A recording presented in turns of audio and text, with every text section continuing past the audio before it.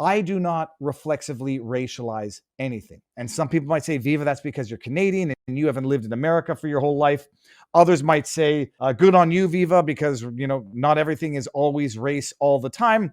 Things definitely got a little bit more race-oriented, identity politics-oriented in Canada, as of, ironically enough, Mr. Blackface himself, Justin Trudeau, ascending to power and importing that racial identity politics that I really noticed spiking under, oddly enough, Obama's first term.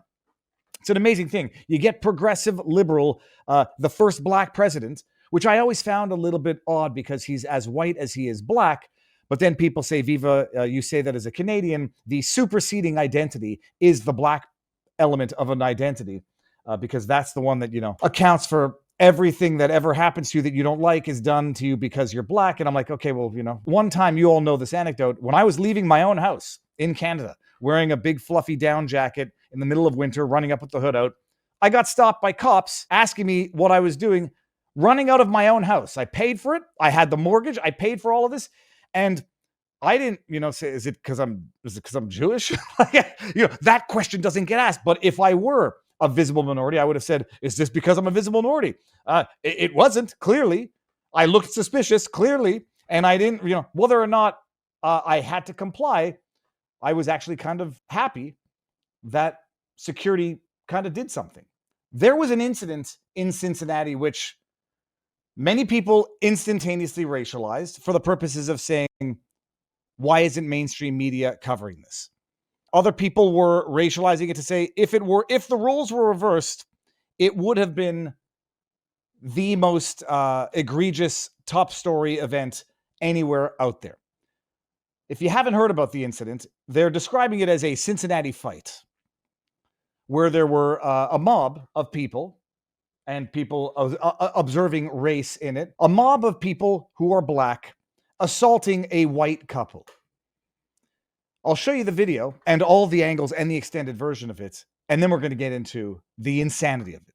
The news itself, 5 suspects charged, 1 911 call from crowd. What we know about the viral Cincinnati fight. Key points. 5 suspects have been identified in a viral video showing a large fight in downtown Cincinnati. The fight occurred around 3 a.m. Nothing good happens after midnight, people. On July 26th, near 4th and Elm Streets. No arrests have been made, but police are encouraging the suspects to turn themselves in. Officials, including Vice President J.D. Vance and Mayor Aftab Parival, have condemned the violence. The motive for the fight remains unclear. Police have identified 5 suspects from a violent fight with a crowd of, quote, 100 people or so, end quote. Videos of the fight have made rounds online, sparked outrage from leaders nationwide. Cincinnati police officer Teresa Feetge did not disclose the charges or the names of the suspects who are not in custody during an afternoon press conference on July 28th. When was that? Was that yesterday?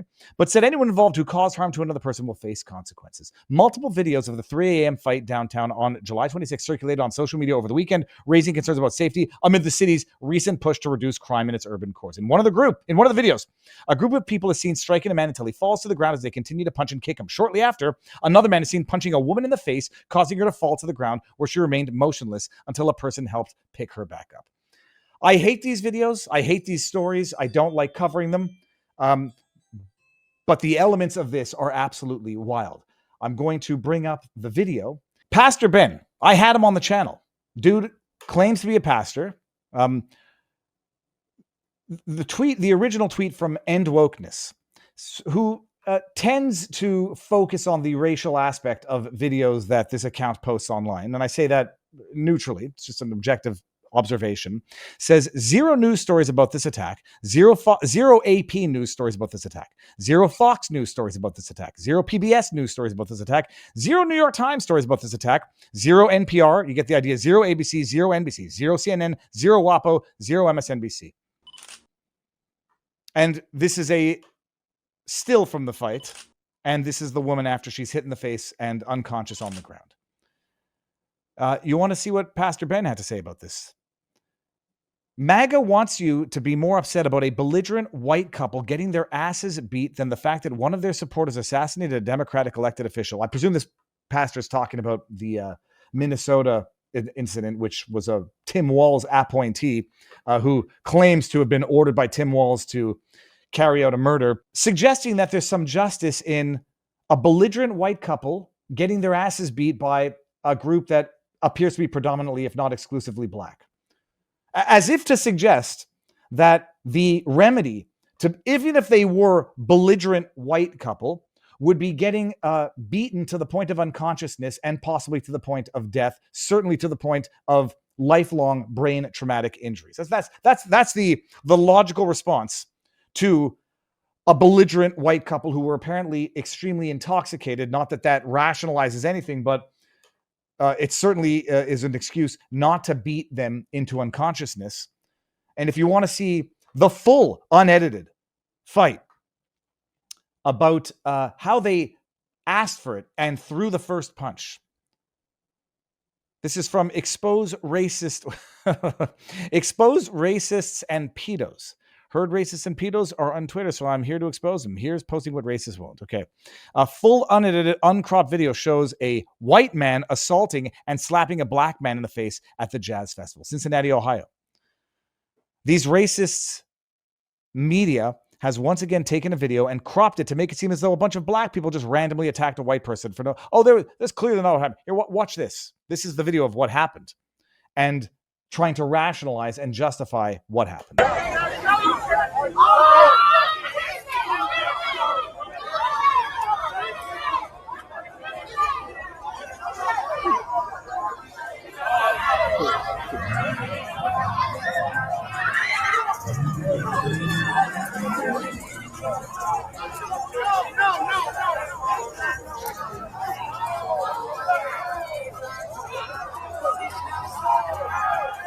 So on the one hand, I'm not playing the rest of this because it makes me ill to watch. On the one hand, it's not race-based, and it's wrong to claim that it was a group of black individuals striking a white couple. On the other hand, Pastor Ben and the others say the white couple, belligerent, got what they deserved. All right. Bottom line, jackasses being jackasses. The cure for belligerence is not beating to the point of potential death. In Canada, one of the Supreme Court decisions that always teaches you that you take your victim in the condition in which they come was someone who punched one dude once in the face. He fell back, hit his head, choked on his vomit, died. The guy was charged with murder. That's the video. People are saying this is symptomatic of black on white violence. Others are saying it's just criminality at large. Pastor Ben saying belligerent white couple getting what they deserve for mouthing off and throwing the first punch, if you could decipher it from that video. And then you got the Cincinnati police chief. This is where I said, okay, I'm talking about this story right now. This is where I said people need to get fired. The Cincinnati police chief comes out and blames the people on the internet for not telling the whole story about the purportedly cropped video, which only showed the beating, didn't show the belligerent couple acting belligerent before a mob of people beat them potentially within an inch of their life. Listen to what this jackanini has to say about those covering this story, those reporting on it, and those sharing clips of the fight on social media. Another topic I want to cover real quick. Social media and journalism and the role it plays in this incident. You know what is always key to journalism? Having police chiefs tell you how to do your job. Get ready to get lectured. Her name, what is her name again? It's not Karen, but get ready to get lectured by a Karen right now. And yes, guys, that's you. Hold on. I'm actually just going to play it uninterrupted without commentating. Another topic I want to cover real quick. Social media and journalism and the role it plays in this incident. And yes, guys, that's you. That is you. Social media, the post that we've seen, does not depict the entire incident. That is one version of what occurred. Do you hear the murmuring in the background? Listen to the person. Like, did she just say it doesn't depict what happened? I mean, it's straight up out of The Simpsons. When Homer becomes the vigilante cop and he's like, your car was upside down when I got here. And as for your grandma, she shouldn't have mouthed off like that. Oh yeah, it doesn't depict the whole thing. they were belligerent and drunk and might have taken the first swing before swarmed and beaten within an inch of their life. Call me a sissy Canadian. I am of the opinion that they could have said the most vile, racist things on earth, and the response should never be a swarming beating. It might be predictable. You might be asking for trouble by doing certain things, but to say it doesn't depict the tell me, Karen, what did they do before this to deserve it? Well, they were belligerent and drunk, and one of them might have taken a shot at one of the guys before being sucker punched and gang beaten by 5 other people.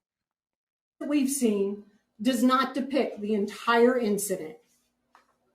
That is one version of what occurred. Now, here's the government version. At times, here's the government version. Whitey got what they deserved. Here's the government version. Don't jump to any conclusions. The drunk man and woman might have done something to deserve getting beaten. Social media and mainstream media and their commentaries are a misrepresentation of the circumstances surrounding any given event. What that does, that causes us some difficulties in thoroughly investigating the activity. Okay, go on. How does showing the Oh my goodness. Shut up. Don't circulate videos. Don't see with your own eyes. And that way it makes it a lot easier for us to brush this under the rug and say there's no broader issue here. There's no criminality issue. There's no potential hate crime here. We're just gonna add this to the stats. But she goes on. And enforcing the law. Because what happens, that social media post and your coverage of it distorts the content of what actually happened. So if you go and watch the video again, you'll see they actually got what they deserved. They were the actual instigators, and the real victims of this are the gang of people that beat the ever-loving piss out of them. You just got to go back and watch it again, guys. And shame on you for saying otherwise. And it makes our job more difficult. Go ahead, right here. Thank you. 2 questions. Where were the nearest officers? By the way, don't you love like the feigning of control and authority? Look, go ahead, right away. You. Yeah, I'm in control. I'll point here. Look at this. And it makes our job more difficult. Go ahead, right here. Thank you. 2 questions. Where were the nearest officers? In the central business section.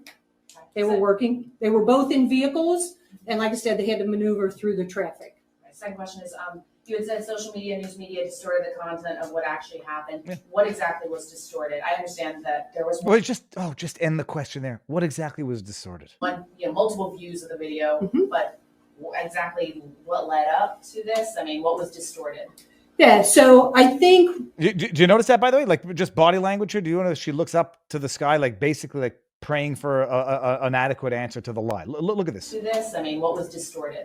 Yeah, so I think... Let me just get my bullshit together. The irresponsibility with social media is it just... The irresponsibility was the conclusion. What was the evidence for the irresponsibility? What was distorted? The irresponsibility was allegedly distorting it. What was distorted? Well, you're going to get a whole lot of verbal diarrhea. Shows one side of the equation quite frequently without context. You need context for that savage beating. Without factual context. And then people run with that. And then it grows legs and it becomes something bigger. What was misrepresented, police chief? That we then have to try to manage as part of the investigation. All right, let's just bring this out here. Garbage, verbal diarrhea, nonsense. I just had to go see what her career was like. Let me see here. I had to go see what the police chief, what her credentials were. Let me go. Cincinnati. I think my entire police chief. Here we go. This is from their own website, so I'm not even relying on like potentially biased sources. Listen to this. Police Chief Colonel Teresa A. Thietge. On January 9, 2023, Thietge was, I'll just say Teresa, was sworn in as Cincinnati's 16th police officer. Was she the first woman? Oh, look at that! She was the first woman to lead the Cincinnati Police Department. Identity politics. Don't jump to any conclusions. Don't comment on her proudly boasting on CincinnatiOhio.gov website. She's the first woman president. Progress. The first woman chief. Progress. telling you not to believe your own lying eyes. That video of the massive beating, swarm beating, only tells one side of the story. You don't know what they did to deserve what they got. And by you suggesting they didn't deserve anything to get a savage group beating, you are perpetuating misconceptions about that. In February, when Chief Elliot Isaac retired from the Cincinnati Police Department after more than 6 years, Thietke was appointed interim police chief by city manager John Kerp. She was the first female in the city of Cincinnati's history to be appointed to the interim police chief position full-time. She's been with the Cincinnati Police for over 30 years. In 2016, she was promoted to assistant chief, and in 2020 assumed the role of the executive officer. Throughout her career, she's had multitude of assignments of varying ranks. She's experienced in patrol, investigative assignments, as well as inspections, yada, yada, yada. Identity politics, people. Through and through, the first female police chief appointed, anointed, whatever, diversity, telling you not to believe your own eyes, not to share that video, not to come to any conclusions about what the hell is going on in the streets of Cincinnati, Ohio, where you have a massive group beating of a man and a woman who were apparently inebriated to the point of stupid drunk. That's that story. That's where it stands right now. Living through abject idiocracy.